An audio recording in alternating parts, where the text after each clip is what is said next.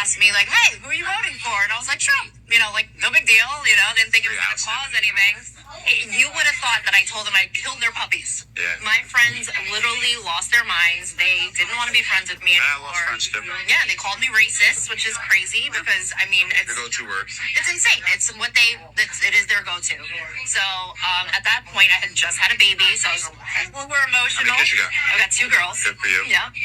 So I just had a baby, and so I had no one to talk to about this because I in my mind, the media stole my friends from me. That's literally how I felt. Trump has always been a racist, right? When you back a racist, you are enabling and aligning yourself with racism.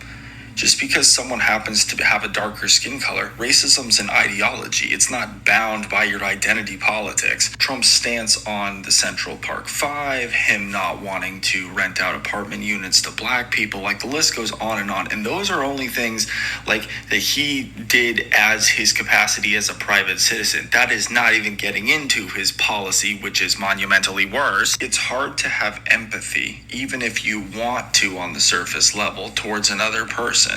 It's hard to have empathy for someone that did it to themselves.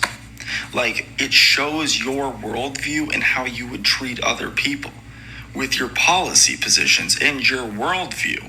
So you're communicating to everybody in the world that you don't view certain groups of people as people. You believe in a second-class citizen tier.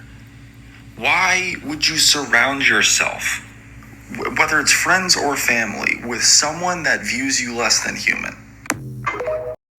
And I'm sorry to be the one to inform folks, if I could piggyback onto what he was just saying with a little bit of additional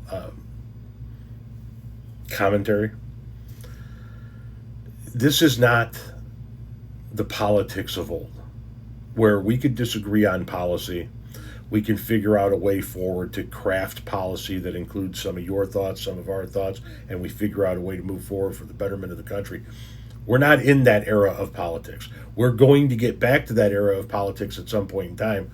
But right now we are in the era of politics where fascism is on the rise, where people are literally being murdered in the streets of American cities, where concentration camps exist on American soil.